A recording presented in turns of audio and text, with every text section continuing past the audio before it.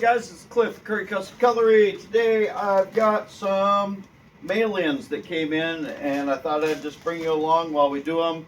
I'm pretty sure we have some clipper blades to sharpen, and I don't think I've ever showed a video of how I do those.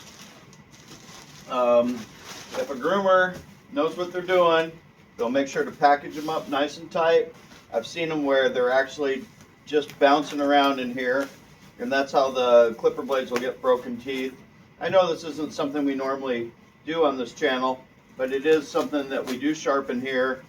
Of course, I'm pretty well known for the belt machines and sharpening with 1x30s, but I thought, and again, I'm not an expert on how to do this, but I'm just going to demonstrate.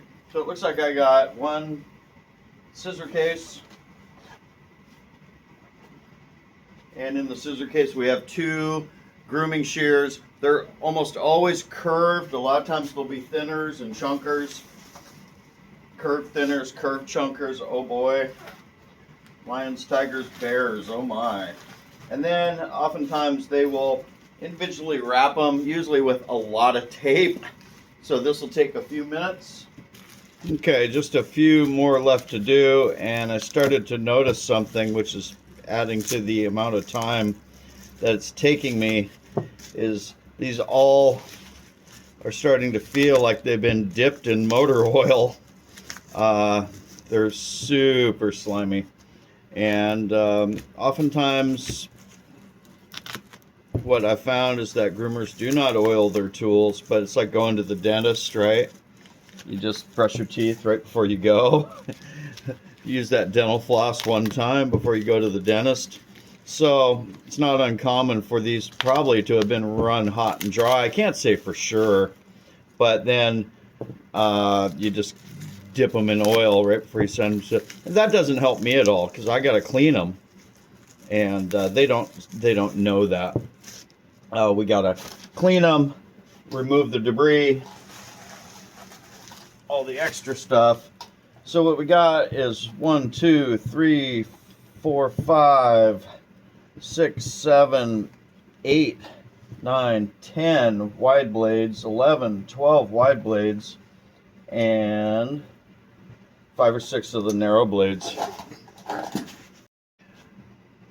So here we are, just a few minutes in, and we're already having fun. Hands are all greasy. Screws are stripped from somebody over tightening them, and everything's slimy, and I'm having fun. Let's go. Okay, so here's what we're going to do. We're going to go plan B. Got to fall back. Can't get too frustrated, even if it's something you don't like doing. One of my secret weapons was brake cleaner. So the truth of the matter is that clipper blades are a valuable market segment. There's a lot of groomers out there. There's a lot of these tools that need sharpened. And the part that you won't hear until you get into it is that oftentimes the tools are beat up. Sometimes they're pretty low quality. And that's not a knock. The products are out there. People buy them. They don't know that they're buying necessarily low quality. Kind of like a kitchen knife you buy. You don't realize that it might be stamped or pressed, made out of low quality metal. Some people do. And I'll just time lapse this, and we'll get this part sped up real quick.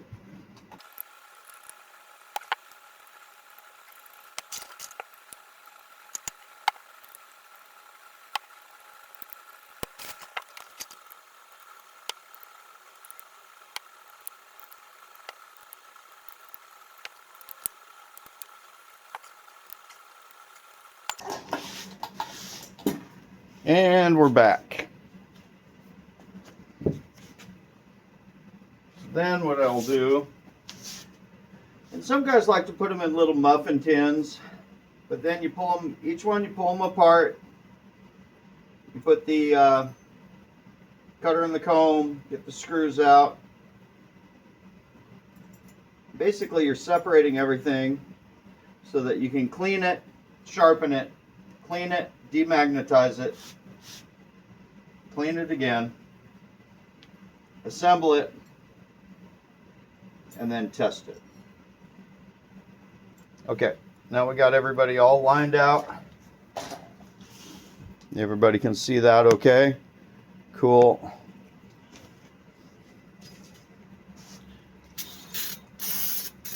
Everyone does it different. Some guys will use an air compressor, a brush.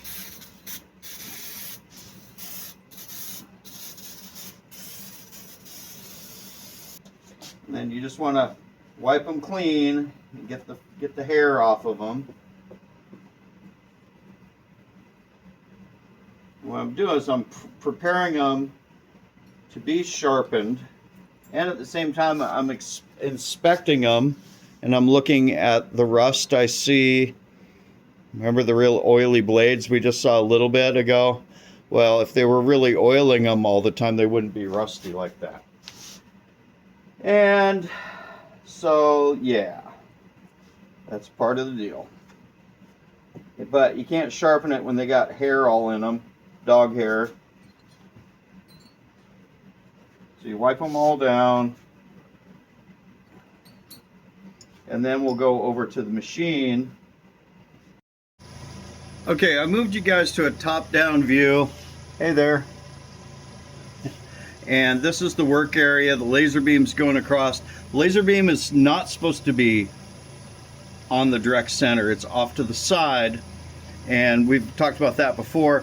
We're trying to put the hollow in, and the hollow line is right in the middle of the blade. And so what you want to do is you want to estimate where the middle is, put that laser over here, and that way you'll get a perfect hollow as long as you keep that on there. I do have a fancy slide thing to put on the machine, but I'm honestly not quite sure how to install it yet. You can see the wear before, that's showing up. And then you want to put just light, even pressure. I like to count to 3. And then lift off. And you can see if it's fully, if you've got it fully cleaned or not. And that depends on your lighting. There you go. Right up towards the very top. So we're going to do just a couple more.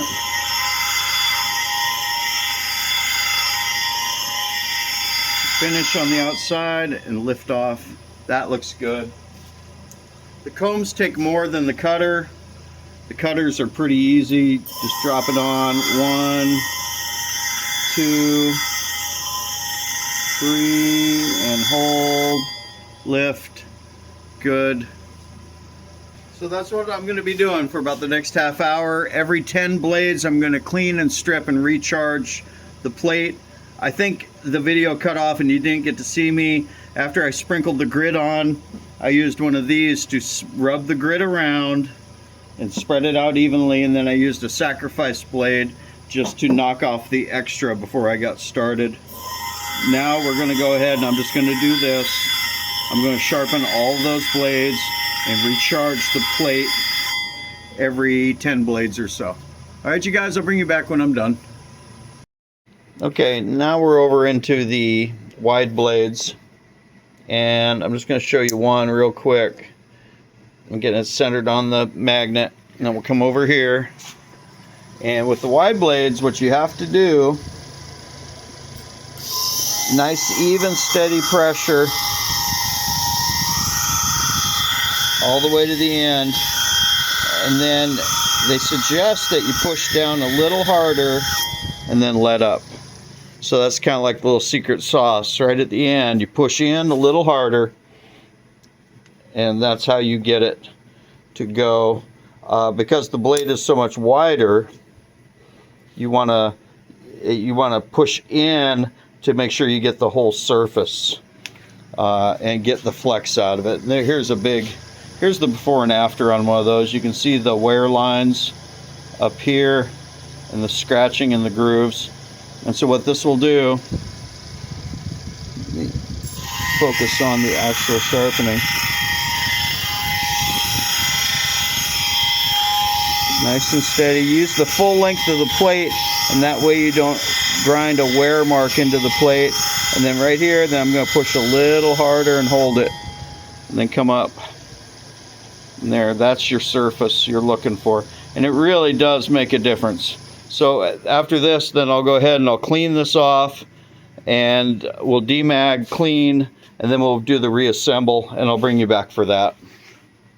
Okay, so after you get done with your clipper blades, I did put the extra pressure on all the wide blades right at the end. And then what you need to do is you need to go back and remove and clean them. I like to take a brush and brush them loose first. I have a nylon bristle brush, not the wire one. But you will use a nylon bristle brush, remove all the material. We'll do a cleaning process. Then we'll do a demagnetization process, and we just put them each one on a demag, and then we can do the reassembly. I won't bore you guys with all that. It's a ton of fun. I'm going to go ahead and get these clean, demagged, and then we'll start. I'll show you the assembly process. So for those that haven't seen this done before, this isn't really a tutorial, but it's more a demonstration video. These have been cleaned, wiped, demagged, and they're ready to go. And what I like to do is you take and you run, get a little light over here. Now I like to put a little line of oil. Then you put the top on the cutter on the comb. You put a little bit right there. Then this sits down on top of there. You pinch it, you flip it. And you put your first screw in. Oops. Okay, first screw in, and then you feel it click into place. And then you just go tighten it down to where it just starts to get snug, not even snug. And then you put the second one in.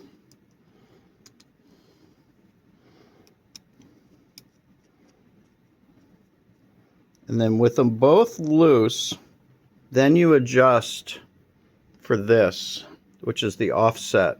And you want to make sure that the cutter, which is on top of the comb, the cutter is back.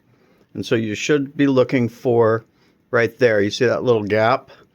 It's about as thick as a dime. And then you make sure it's even from side to side. Something just like that. Then you'll pinch it again. And then you'll tighten it down. Then after you tighten it down, you have to check it one more time to make sure it didn't move on you. Looks good. Then you check the tension, and there's a tension checker, but you can feel it with your fingers. Too tight is too tight, too loose is too loose. You're looking for about 3 pounds. That's how you put these things together. I'll try and do one more and a little bit faster speed for us. So you go strip, put the oil on, put the cutter on, put a little drop of oil right there, put that on, pinch it, flip it, line it up, get your first screw in, just get it snug, not even snug, but get it screwed in and stop before it gets snugged.